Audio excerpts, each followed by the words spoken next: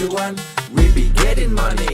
Cuan. Oke Mas Bro, sebelum kita lanjut ke videonya, saya kasih pengumuman bahwa grup STS akan buka lagi grup STS diskusi dan rekomendasi bulan Februari 2024. Jadi aktifnya dari tanggal 1 sampai tanggal 29 Februari. Nah, apa itu grup rekomendasi Februari? Nah, kalau teman-teman itu nanti gabung ke grup rekomendasi, nih teman-teman akan gabung ke dua grup ini, yaitu diskusi Februari dan rekom Februari 2024. Tapi untuk mengetahui apa itu grup rekom, kita akan lihat STS yang masih jalan saat ini, yaitu di STS Rekom Januari, teman-teman. Dan di sini kita ada menu saham swing. Nah, kayak gini teman-teman, ya menu saham swing. Ya, kalau teman-teman masih bingung, bisa lihat video di atas ya, itu udah jelas.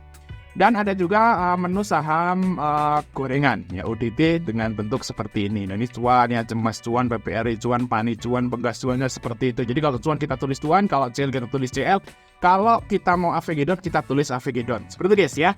Jadi kalau mau tanya-tanya langsung japri saya aja atau lihat video di atas. Dan untuk di Februari ini ada bonus teman-teman ya.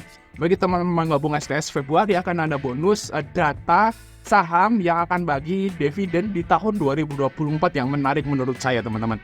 Nah contohnya ini yaitu BJBR, BJDM, BBRI ini akan bagi dividen sekitaran bulan April dan ini adalah perkiraan dividennya teman-teman. Dan ini ada 160-an saham yang udah saya rangkum dan saya ngerangkum ini nggak mudah teman-teman. Dan kita lihat di sini contohnya nih di tengah-tengah yaitu PNGO dia punya dividen yield 7,3%, akan bagi di sekitaran bulan Juni. Dan ini akan saya kasih bonus ke STS Februari atau teman-teman yang gabung di STS Februari.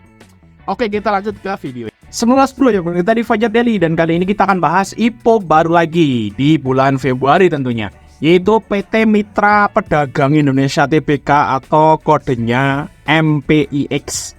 Nah, sektornya teknologi. Nah, untuk periode billing tanggal 17 sampai tanggal 24 Januari, harganya 256 sampai 268, teman-teman.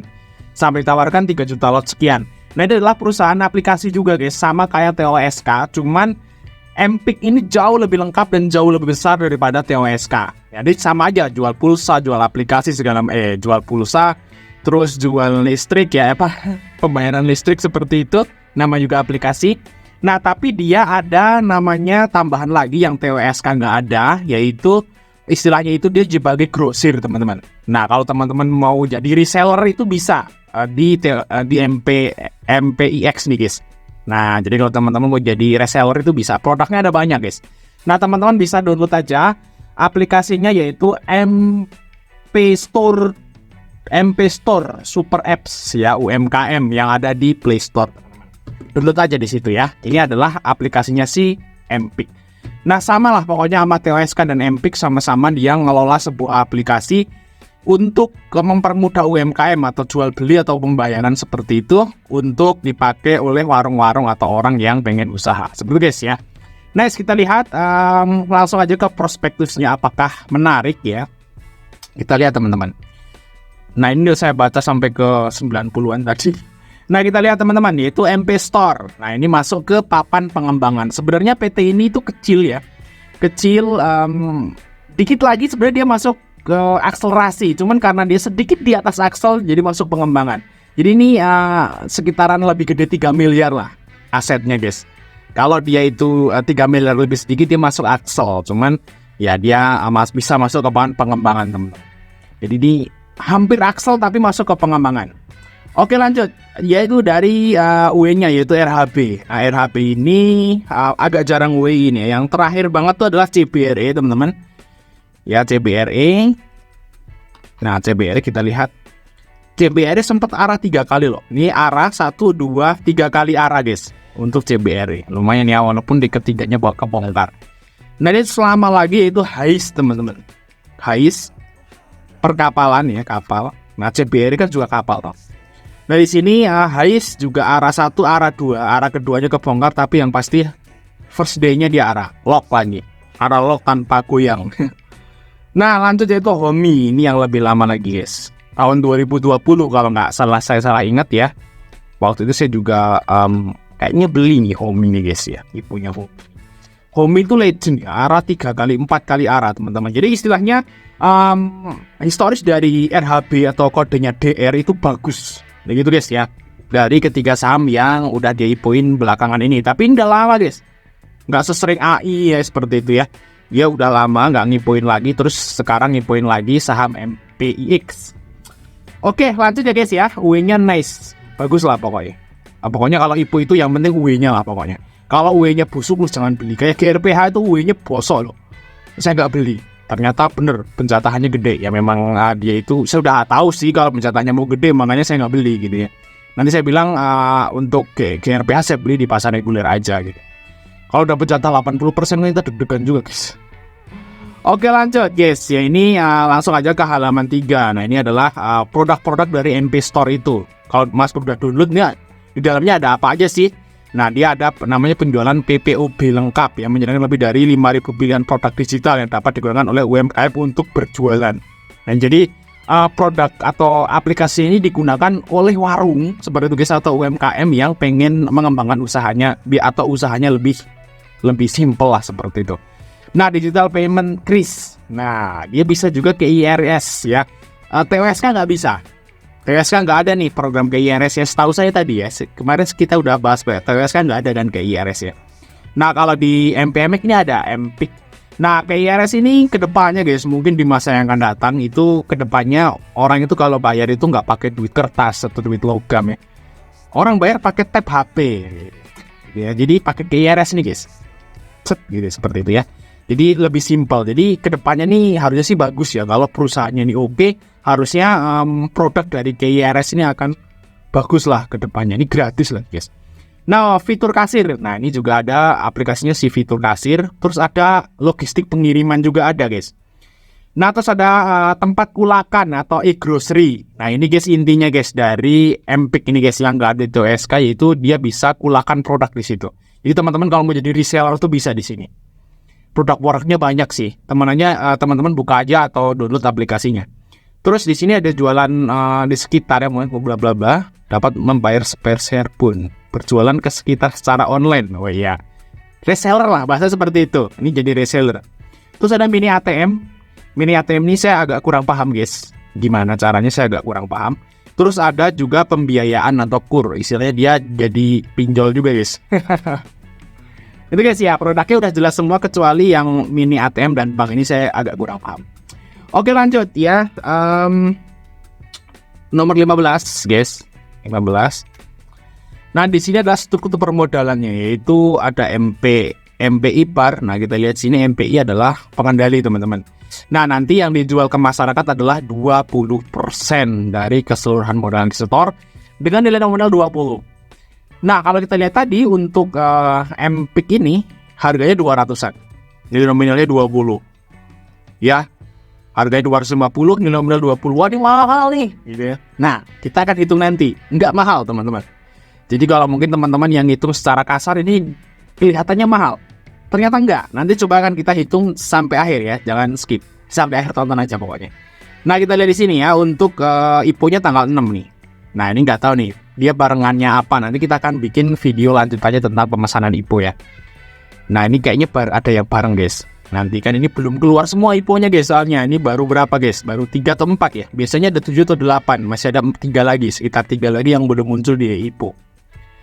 Nice, di sini masyarakatnya 20%. Nah, seperti ini struktur permodalannya. Dan ada yang menarik di sini yaitu dari waran. Jadi kalau teman-teman itu beli IPO-nya si MPIC akan dapat waran 2/1 dengan harga tebus itu 850. Harga tebus ini agak nggak masuk akal teman-teman ya. Nanti kita akan bahas di video penjatahan. Ini nggak masuk akal dan saya kira warannya juga gimana ya? Pokoknya ini nggak masuk akal lah. Nanti kita akan jelasin di akhir atau di pas waktu penjatahan. Karena ini terlalu tinggi teman-teman ya, terlalu tinggi. Dan agak jadi bikin waran ini kurang menarik karena kita ngegapainya itu agak tinggi, ketinggian seperti itu guys. Oke lanjut, yaitu rencana penggunaan dana. Ini guys ya, di sini ada waran. Oh ada dividen dulu guys, nomor 18. Nah di sini dividen teman-teman. Oke. Kebijakan dividen. Jadi perusahaan ini akan membagikan dividen sebanyak-banyaknya 20% di tahun 2025 dari laba 2024. Lumayan nih kayaknya dividennya ya, karena profitnya memang gede nih guys. Nah lanjut yaitu nomor 28 teman-teman.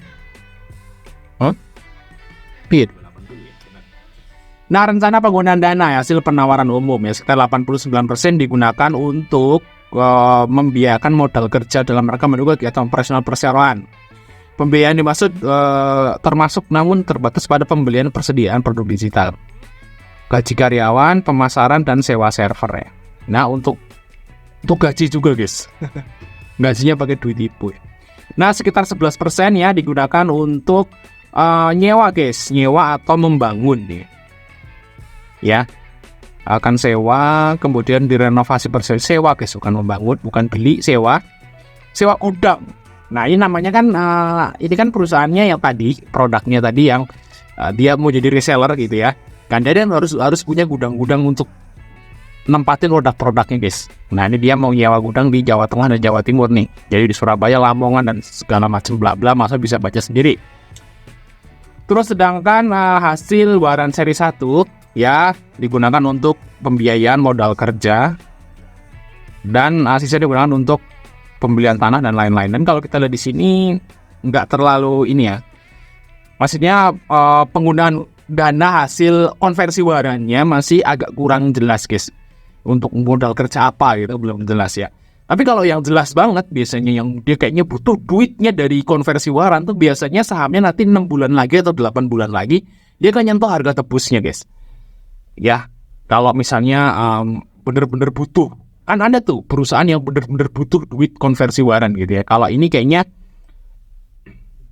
nggak tahu, karena labanya gede sih biasanya nggak terlalu butuh gitu ya. Tapi kita akan lihat nanti, karena untuk konversi waran kan sekitaran 8 bulan kan baru bisa dikonversi, 6 atau 8 bulan lah baru bisa dikonversi gitu guys. Oke, lanjut ya, nomor 34 teman-teman. Nah, di sini kalau kita lihat dari liability teman-teman ya, utang jangka pendeknya 13 miliar. Nah, untuk total utangnya 15. Jadi sekitaran 12 miliaran itu adalah utang jangka pendek. Tapi kalau teman-teman lihat di sini ya, utang jangka pendeknya guys. Nah, ini adalah deposit reseller, utang pajak ya, dan biaya masing. Jadi nggak ada hutang bank teman-teman. Jadi utang jangka pendeknya ini, utangnya si Empik ini aman banget. Dia itu deposit reseller itu dianggap utang. Jadi kalau teman-teman itu mau jadi reseller Empik, teman-teman itu harus ngasih deposit dulu buat istilahnya bikin member lah seperti itu. Nah, itu ada banyak banget nih berarti resellernya, karena ngumpul sampai 4 miliar. Berarti reseller dari Empik itu banyak, dan dana yang reseller setor ya itu dihitung hutang oleh Empik.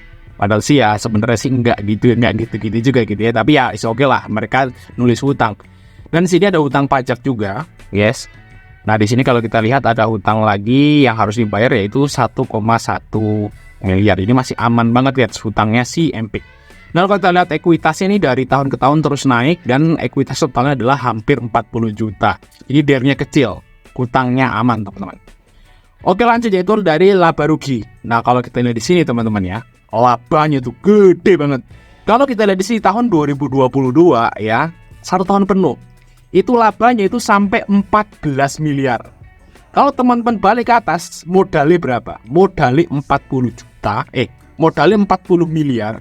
Bisa ngasilin laba bersih itu 14 miliar. Wah, ini keren banget teman-teman. Keren banget. Saya jualan toko, saya punya pengalaman punya toko alat listrik bahan bangunan. Itu nggak bisa kayak gini. Kalau toko bangunan alat listrik itu paling banter sebulan itu 5-6-7% aja guys. Dari modal lah seperti itu untuk untungnya. Kalau ini sampai kayak gini gede banget guys. Ya, mungkin karena aplikasi gitu ya. Kayak gitu guys ya. Jadi ini untungnya gede guys. Kalau kita lihat di sini teman-teman, dengan modal 39 miliar, dia itu bisa muterin sampai 600 miliar teman-teman. Luar biasa ya penjualannya, muternya duit gitu ya.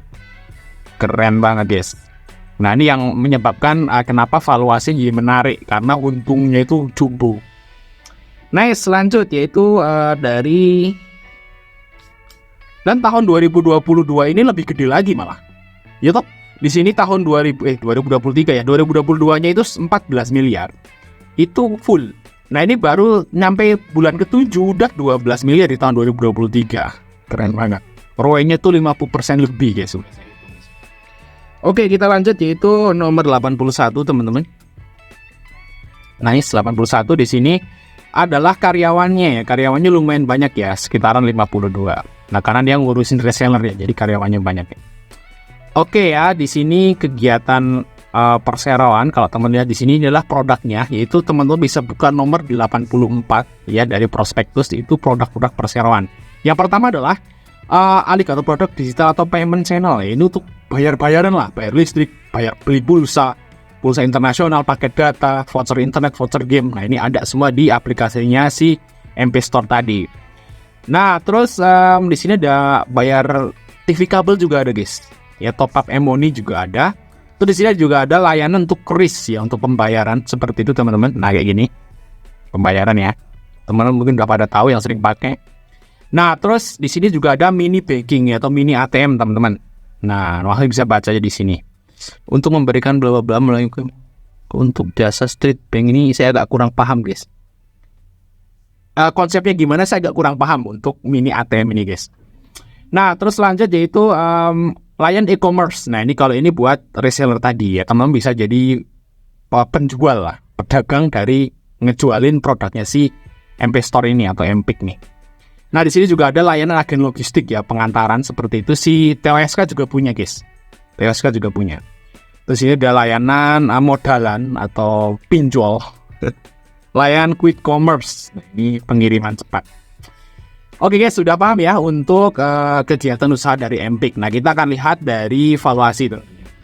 Nah, di sini kalau kita setahunkan teman-teman, dan kalau kita lihat sampai bulan 7 itu sekitaran 12 miliar. Nah, kalau kita setahunkan itu 20 miliar teman-teman net profit dari Empik. Ya, sampai akhir tahun 2024. 2023. 2023, guys. Nah, kalau kita lihat di sini teman-teman, harga bukunya 31. Ya, hampir 32. Dengan PBV itu 8 kali, teman-teman. 8 kali itu termasuk tinggi ya kalau IPO yang kalau masih di bawah 5 is oke lah, medium. Kalau di bawah 2 berarti murah. Nah, kalau PBV 8 termasuk udah tinggi. Tapi, teman-teman, kalau kita lihat di sini teman-teman, ROE-nya ya 51%, teman-teman. Gede banget ROE-nya, guys. Luar biasa ini. Ini perusahaan dengan profit yang gede banget. Perusahaan teknologi dengan ROE 51% itu jarang ada. Bahkan saya itu nggak inget ya, apakah pernah ada. Kayaknya sih saya bahas IPO selama ini yang banyak perusahaan teknologi itu nggak ada yang punya ROE kayak gini, guys. Gede banget. Ini ROE-nya udah kayak perusahaan tambang. Ya bener kan? Perusahaan tambang kan ROE-nya gede-gede. Nah, ini sama, guys. Perusahaan teknologi dengan ROE perusahaan tambang. Ini keren banget. Nah, IPS-nya 16, teman-teman. Kalau IPS-nya 16 berarti dia mau bagi dividen kan 20% nih. Berarti kita hitung aja, guys ya. 16 dikurangi 80% nih. Nah, berarti dividennya Empik ini sekitaran 3 rupiahan. Ya. Oke, seperti ini. Valuasinya sih PBV-nya tinggi tapi ROE-nya jumbo. Dengan market cap-nya itu 320 sampai 335 miliar. Kecil, guys, market cap-nya. Nah, untuk kesimpulannya sih kemungkinan saya akan ikut IPO ini, teman-teman, karena satu UE-nya track record-nya bagus. Terus untuk valuasi juga walaupun mahal tapi nggak mahal banget, karena kemarin juga ada yang 20 kali PBV kan. Si Nice 20 kali PBV loh. Nah, terus di sini yang selanjutnya adalah prospek usahanya bagus, ada pembayaran KIRS-nya, guys. Nah, terus yang selanjutnya ada waranya juga. Ya, waranya 2:1, walaupun harga tembusnya nggak masuk akal, tapi ya harusnya sih bisa lah dijual di atas 50 lah di first day-nya. Nah, menarik, guys. Nanti tinggal kita akan bagi-bagi aja di tanggal ini. Ada beberapa saham IPO gitu ya. Nanti masuk bisa lihat konten saya berikutnya. Tapi yang pasti IPO ini menarik, teman-teman. Oke ya, mungkin itu aja. Mas dari itu jangan lupa untuk like dan subscribe. Sampai ketemu di video berikutnya.